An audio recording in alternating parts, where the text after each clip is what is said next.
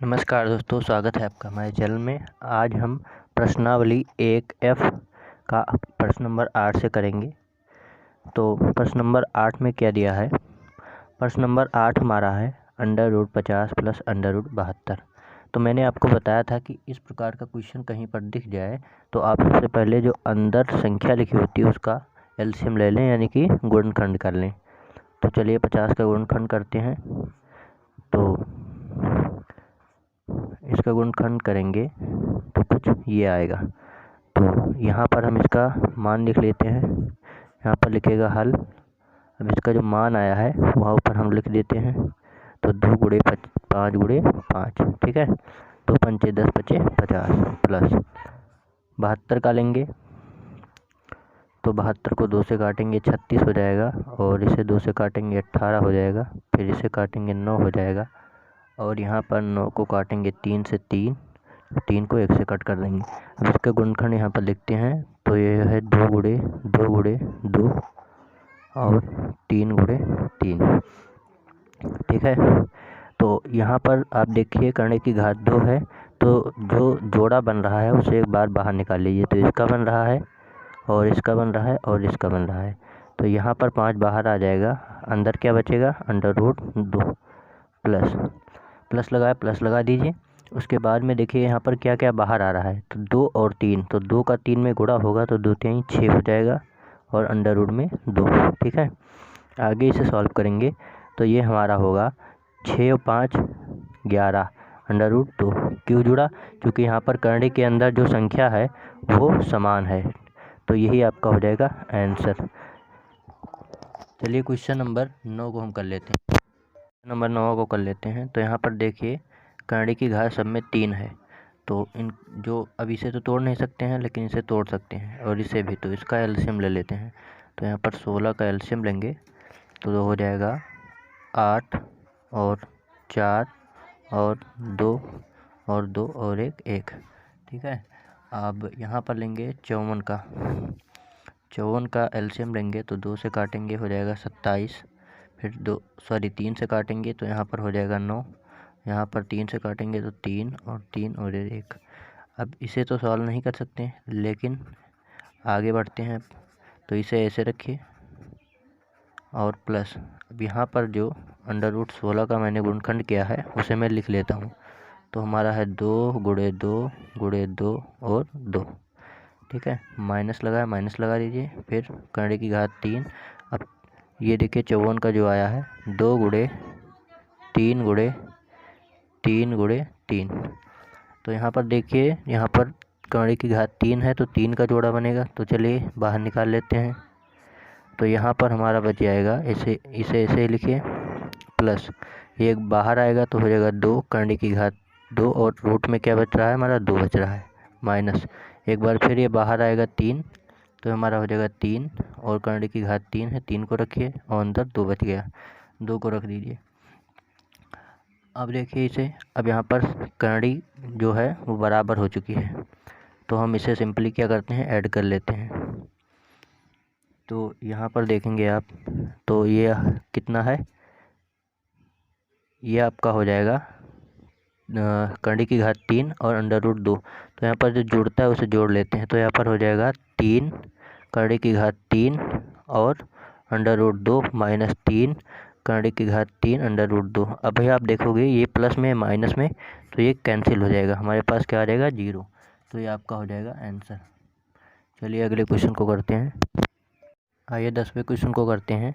तो यहाँ पर है √27 माइनस 9/√3 माइनस करड़ी की घात 4 और 1/9 प्लस करड़ी की घात 6 और 1/27। तो चलिए इसे यहाँ पर लिख लेते हैं हल। उसके बाद इसे हम सॉल्व कर देते हैं। तो यहाँ पर √27 का गुणनखंड करेंगे तो हो जाएगा 3 गुणे 3 गुणे 3 माइनस कितना है? 9√3। अब देखिए इसका प्रमेयकरण करा देंगे। प्रमेयकरण का मतलब होता है कि जो हर का प्रमेयकरण कराएंगे तो हर में जो चीज़ होगी वो ऊपर और नीचे उससे गुणा करा देते हैं, ठीक है।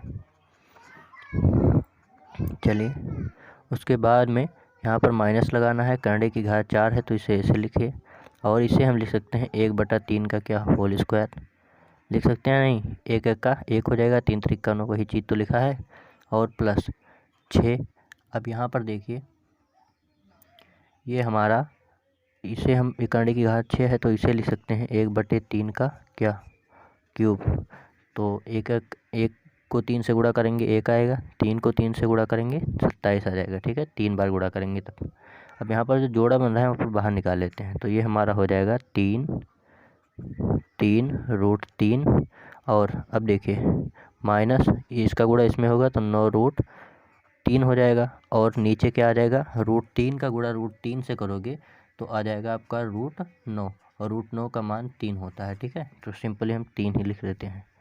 माइनस, अब यहाँ पर देखो तो 2 दूना 4, कितना हो गया 2 दूना 4। तो यहाँ पर करने की घात अब क्या हो जाएगी 2 और √1/3। अब देखिए फिर ये कट जाएगा तो आपका हो जाएगा 2 3 6। तो यहाँ पर लिख लेते हैं 2। अब ये हो जाएगा करने की घात 2 और फिर नीचे हो जाएगा 1/3। अब यहाँ पर देखिए 3√3 को ऐसे रखते हैं, इसे भी ऐसे रखते हैं। अब यहाँ पर हमें सॉल्व करना है, तो यहाँ पर सॉल्व करेंगे तो ये देखिए करने की घात 2 है तो 2 को तो लिखते नहीं है तो ऐसे लगा दीजिए। अब यहाँ पर आप देखोगे तो ये हो जाएगा 1/3 प्लस 2। अब यहाँ पर करने की घात 2 इसे भी नहीं लिखेंगे, ऐसे लगाइए तो ये हो जाएगा 1/3। फिर बराबर यहाँ पर देखिए फिर एक इसे ऐसे रखेंगे -9√3/3। अभी आप चाहो तो इसे कट भी कर सकते हो, तो 3 1 का 3, 3 3 का 9, माइनस इसे लिख सकते हैं 1/√3। ठीक है, और प्लस इसे भी लिख सकते हैं 1/√3। अभी आप देखो ये हो जाएगा 3√3 माइनस कितना है 3√3 और माइनस 1/√3 और प्लस 1/√3। -3√3 से -3√3 कैंसिल हो गया। उसके बाद में -1/√3 और प्लस 1/√3 से ये कैंसिल हो गया, हमारे पास बचा 0। तो यही आपका क्या हो जाएगा, आंसर हो जाएगा। चलिए नेक्स्ट क्वेश्चन को करते हैं। तो आइए यहाँ पर क्वेश्चन नंबर 11 को करते हैं। तो सबसे पहले यहाँ पर रूट के अंदर 147 है तो इसका गुणनखंड कर लेंगे। तो यहाँ पर 3, ये घात नहीं है गुणांक है। ठीक है, और इसका गुणा करेंगे तो 3 गुणे 7 गुणे कितना हो जाएगा 7। ठीक है, अब माइनस, अब यहाँ पर देखिए यहाँ पर 7/3 है और यहाँ पर प्लस 7 है, इसके नीचे बटे 1 लिख सकते हैं।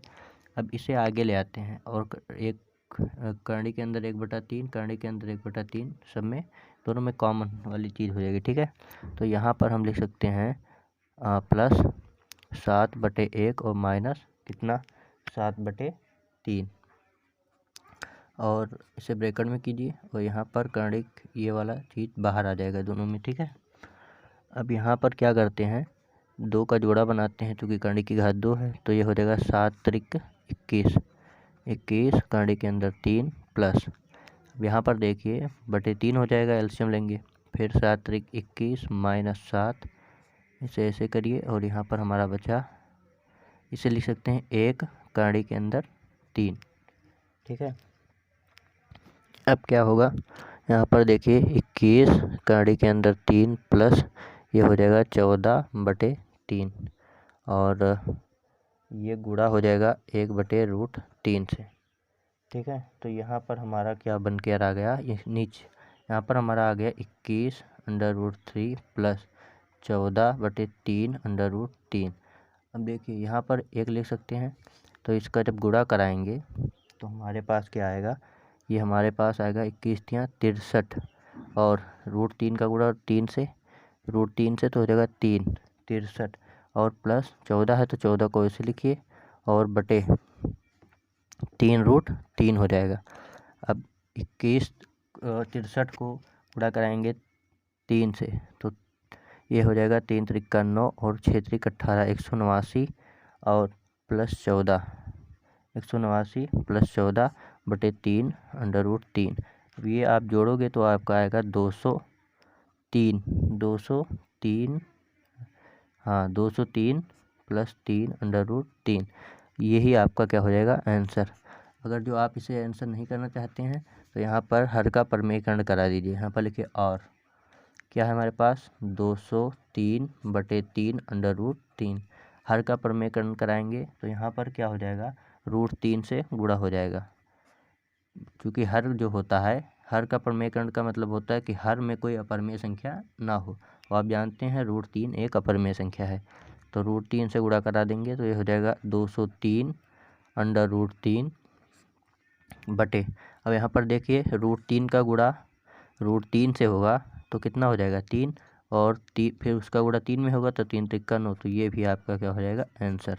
चलिए अगले क्वेश्चन को करते हैं, 12 को करते हैं। तो क्वेश्चन नंबर 12 में क्या बोला गया है, 5 करड़ी के अंदर 3 + 2 करड़ी के अंदर 27 - 1 बटे करड़ी के अंदर 3। तो यहाँ पर आप देखिए इसे तो तोड़ नहीं सकते हैं, तो यहाँ पर ऐसे ही से लिखेंगे 5 करड़ी के अंदर 3 प्लस लगाएंगे, यहाँ करड़ी के अंदर 27 को हम तोड़ सकते हैं, ठीक है। तो ये हो जाएगा कितना, 3 त्रिका 9 होती 27 -1 बटे करड़ी के अंदर 3। अब देखिए यहाँ पर हर में परमेय संख्या अपरमेय है, तो इसे परमेय बनाने के लिए हम परमेयकरण करेंगे। तो यहाँ पर √3 से ऊपर नीचे गुणा करा देते हैं, ठीक है। गुणा करने पर इस पर कोई प्रभाव नहीं पड़ेगा।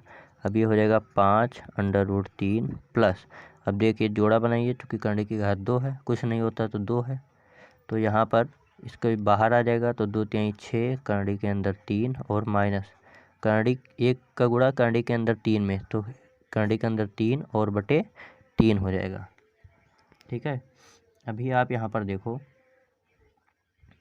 तो ये हमारा जुड़ जाएगा, इसका ये संयुग्मी हो जाएगा, ये हमारा जुड़ जाएगा। तो 6 5 11 करड़ी के अंदर 3 माइनस करड़ी के अंदर 3 बटे 3। अब इसका गुणा होगा 11 में, तो 11 3 कितना होता है 33, करड़ी के अंदर 3 को ऐसे लिखेंगे माइनस करड़ी के अंदर 3, ठीक है। अब यहाँ पर क्या हो जाएगा बटे 3। अब देखिए 33 करड़ी के अंदर 3 में से एक करड़ी को निकालेंगे तो हमारे पास हो जाएगा 32 करड़ी के अंदर 3 बटे 3। यही आपका क्या हो जाएगा आंसर।